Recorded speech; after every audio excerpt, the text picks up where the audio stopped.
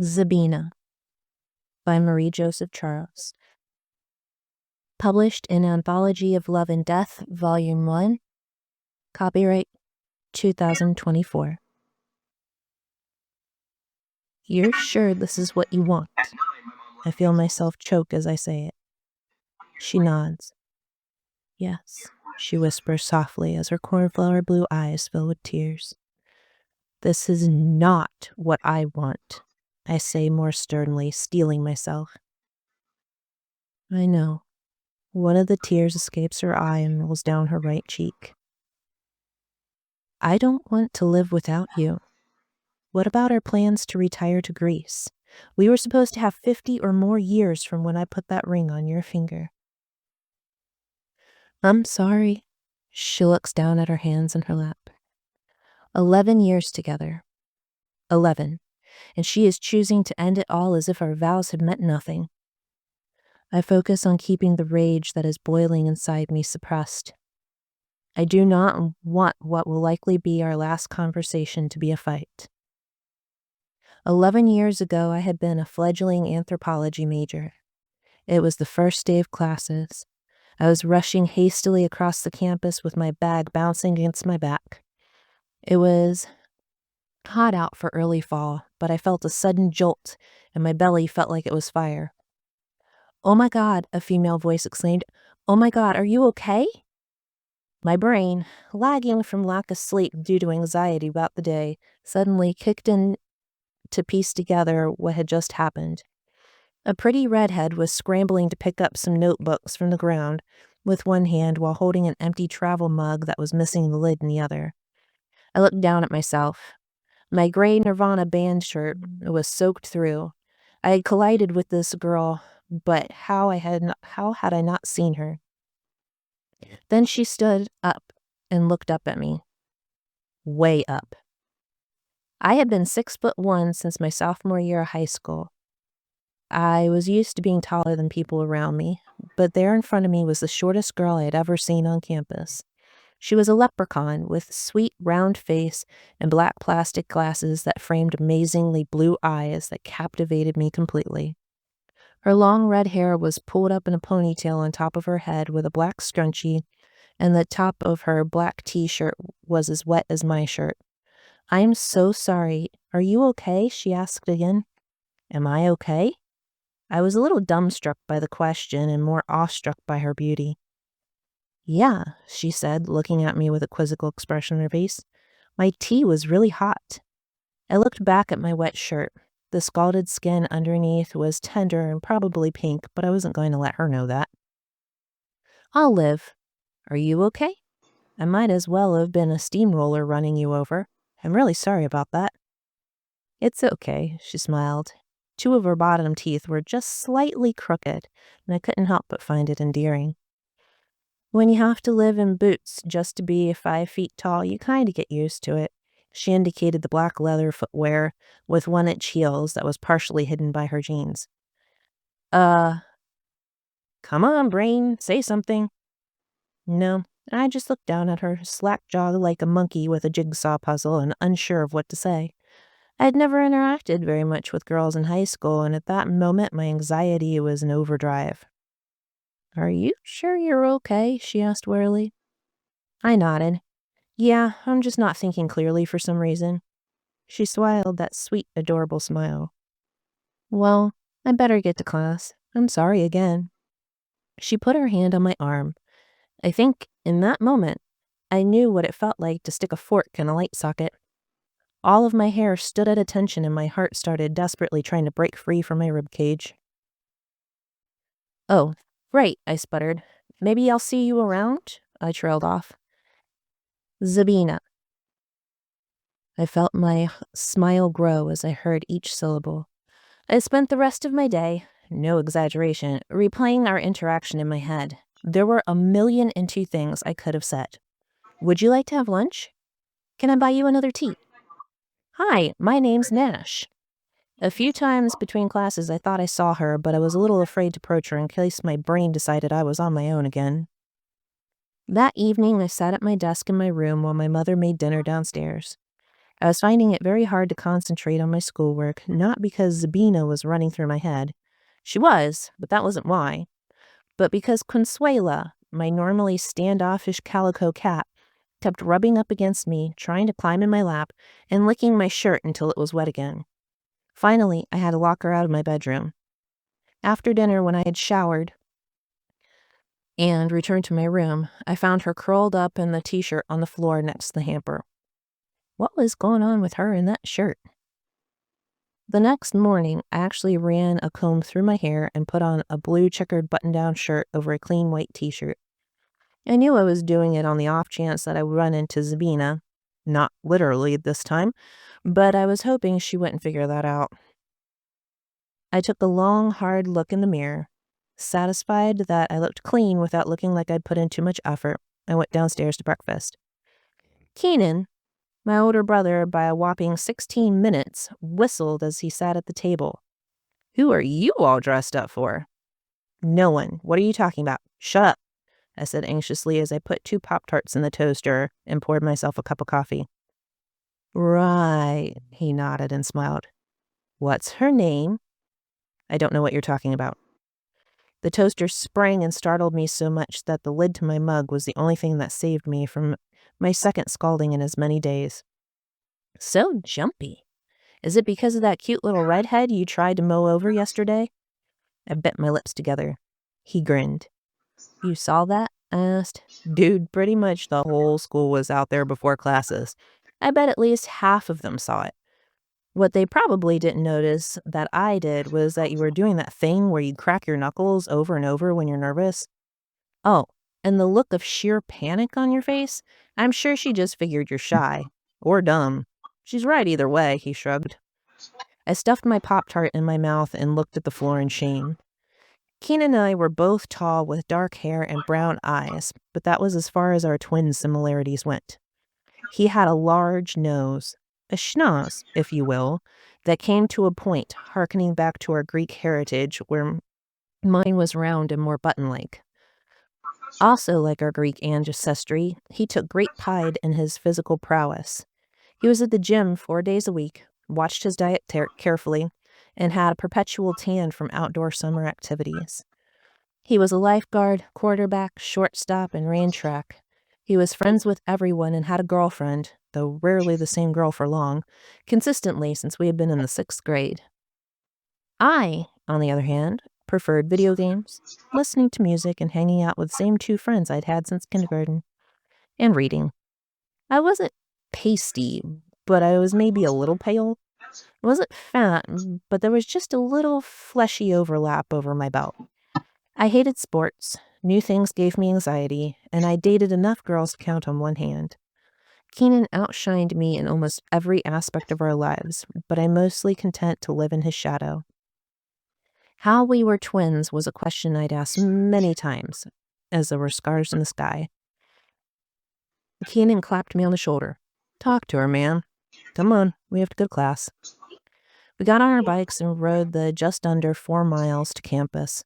Freshmen weren't allowed to have cars, which I felt was a stupid rule. We locked our bikes at the bike rack alongside everyone else's and headed off to join our friends. "Talk to her," he called over his shoulder. I removed my coffee from the holder that was meant for water bottles. I unlocked the lid and drank deeply. Talk to her. Easy for Mr. Perfect to say. If we were identical twins, maybe he could take my place and break the ice and test to see if she would even be interested in a date. But no, we shared a womb but not DNA. Just talk to her?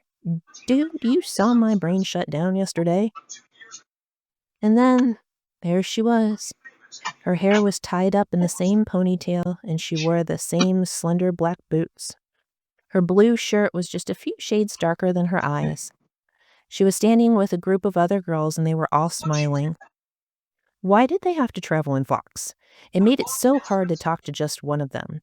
The others would swarm around her and protect her and ask a million questions if I just tried to say hello. Okay, I guess I understand why they did it, but it was really made things difficult for guys like me. I still wasn't sure what I was going to say to her and contemplated backing away slowly, but she made the decision for me. She glanced away from the group and her eyes caught mine. She smiled, said something to the others, and started to walk in my direction. My heart either stopped or sped up so fast I couldn't tell it was beating at all. I'm really not sure which. I heard Keenan's voice in my head. Just talk to her. I'm called Nash. What the F was that? Your eyes are really blue. Yes, let's go the serial killer route. Come on, man, she's getting closer. Come so I can ruin your tea again. The tea. I looked and saw the same cup with the lid in her left hand. My shirt. My cat. Hi, she said, stopping a few feet from me. Hi, I said back. I wanted to sound calm. I did not sound calm. You looked like you had something you wanted to say to me. Come on, man, what is wrong with you? I was wondering what was in that tea. Connie was all over me last night.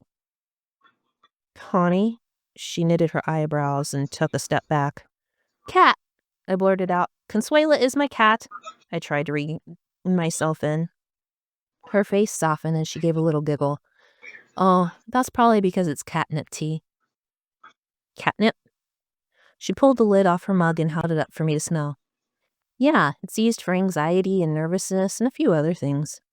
Anxiety? I may have to try that. She smiled as she put the lid back on her cup. Is that all you wanted to ask me? About my tea? Well, I also wanted to know if maybe I could take you out for tea sometime. I owe you for the one I spilled. Do you even drink tea? There was an air of skepticism in her voice. No, coffee. I held up my mug. She giggled a little and looked me up and down. On one condition. What's that? I held my breath. You tell me what your name is? I exhaled a little louder than I meant to. Nash. My name is Nash Huxley. Huxley. Like Keenan Huxley? Of course you know my brother. Everybody does. I tried to smile. Yeah, we're twins. Really? She scanned my face, looking for some resemblance. I look like Dad. He looks like Mom. I have a few classes with him. Are you the showy, popular, athletic type too? Nope. I'm the hide in my room or have a panic attack in crowds type. Why did I just say that out loud? Her already bright eyes lit up. Good. That's more my type. She opened her notebook and scribbled something on a piece of paper, ripped off the corner, and stuffed it in my hand. Call me after 6. Her eyes were so blue and bright then. They held me captive not only through our first date, but for the next 11 years of our lives together. But not now. Now they are sunken and dull. They are rimmed with red because she's been crying. She is choosing to end 11 years of mostly happiness and break my heart. I remember watching her walk down the aisle 5 years after we met. I knew my mom was crying in the front row. I knew Keenan was standing next to me, tall and proud in his tux. I knew the pianist was playing somewhere in the back of the crowd. But I could only see her, and all the world was silent. She was a vision in white lace and white daisies tucked in her flowing red hair. No veil to hide her beauty, only flowers to make her more surreal. She held a bundle of the same daisies in front of her as she came towards me. Our eyes locked and she smiled. I couldn't breathe. Her father placed her hand in mine. You take care of my little girl, he said. I will, I promised. A single tear escaped Sabina's right eye as she kissed her father's cheek before he took his seat. Was the officiant talking? I didn't hear a thing.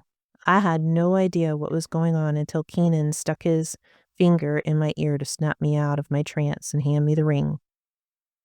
You may kiss the bride, a distant voice said. Sabina leapt straight up into my arms and kissed me.